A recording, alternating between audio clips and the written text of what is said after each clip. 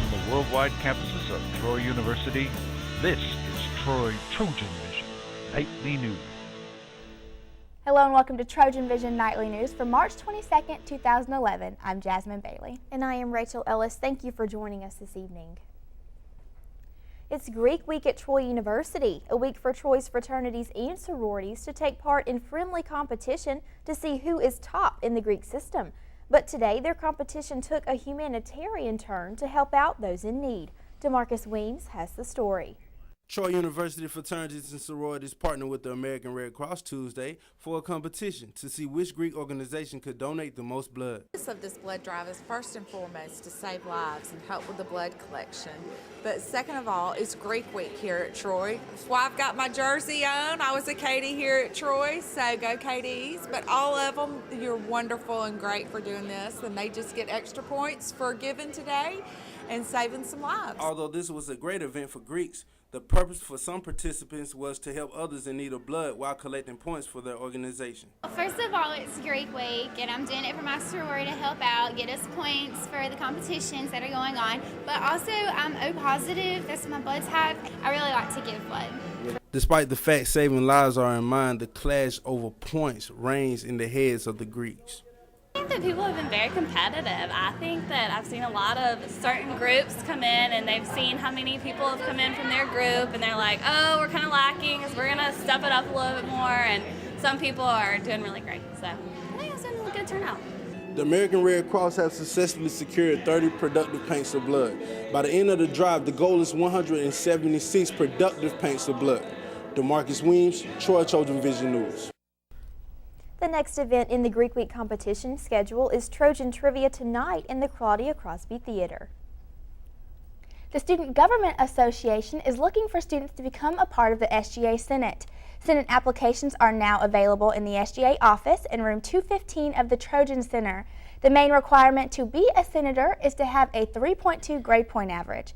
However, Vice President of Campus Activities Dario Laster says they need people who are passionate about Troy.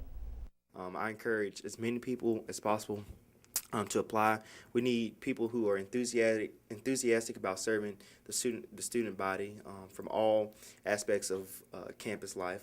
That's something I'm passionate about. I want to see SGA become more diverse, and I just want to see a lot of people apply for the Senate. The more, the better. That makes sure we have a good group, dynamic group, to serve the student body next year.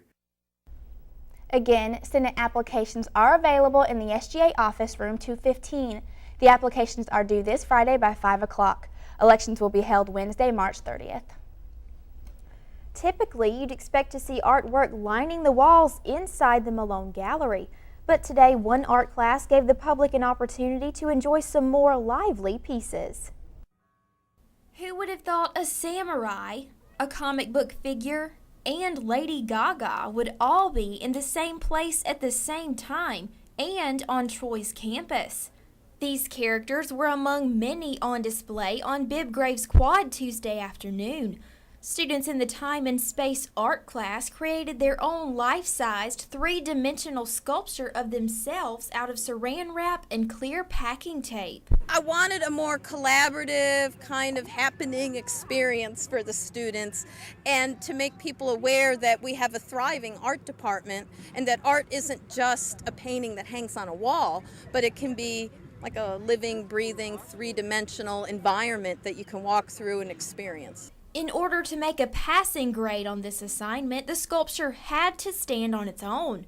As students set up their 3D self-portraits, it took plenty of dowel rods and other materials to earn the A. It was for us to be able to work with a different medium and to be able to show our variety with our plastic people instead of just, standing in a pose or something like that, just to be able to show our personality through the plastic. Technique was also a big factor in how well the finished product looked. I was going for the Juggernaut look. I'm a big comic book character fan, so I chose the Juggernaut. I did the Juggernaut headpiece, and then I just did a strong stance so that it would stand. It was very difficult because you had to wrap yourself and you had to do it multiple times so that the color was opaque, and then you had to reinforce it with the tape and then cut it off like a cast. And it was pretty tedious work. You do it in pieces, So you get to like take breaks. Like I'll do like my thigh and then put my leg down and then do my knee and then put my leg down and then do the calf. Parker said it was a trying experience, but a little patience was all it took. I enjoyed doing it, but I hated sitting in plastic. I think yesterday it was when I finished it, I did my torso and my arms, and I had to sit in the pose for 2 hours in plastic. So it was a lot of just, time and waiting. But I enjoyed the project overall. It was fun after the fact anyway. Today's exhibit was inspired by this year's College of Communication and Fine Arts Reading Initiative book, A Whole New Mind by Daniel Pink. The volunteers for Saturday's activities don't stop at the browse session. Admissions is also looking for volunteers to be a part of the annual St. Patrick's Day Parade. Saturday is the official St. Patrick's Day Parade for the state of Alabama. Right now, the admissions office is looking for people or groups to participate in this year's event. Stevens says that anyone is welcome to be a part of the parade, and it doesn't take much to prepare an entry in this parade. If they want to be a part of the parade, any organizations, any community companies as well too, any kind of businesses, we're welcoming the community to join too.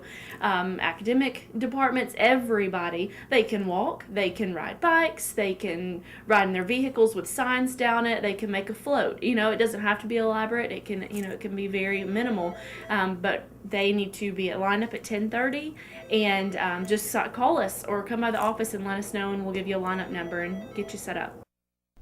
To sign up an entry for the parade, you can contact the admissions office at 670-3179. The parade will be this Saturday starting at noon and will run through campus on University Avenue. And now taking a look at news from around the state. The mayor of a southeast Alabama town and a state legislator are apologizing to relatives of a black woman raped in 1944 by a gang of white men. Now 91 years old, Reese Taylor was 24 and living in her native Henry County when she was gang raped in Abbeville in 1944. The married woman was walking home from church when she was abducted, assaulted, and left on the side of the road in an isolated area. And next in state news, residents in Roanoke are trying to deal with the sudden closing of Randolph Medical Center. The City Healthcare Board was trying to find a buyer for the hospital, which was closed last Thursday. Mayor Mike Fisher has invited residents to write down questions they want answered. And last in state news, the return of electronic bingo games to Green Track in Utah has caused other closed casinos to consider reopening games.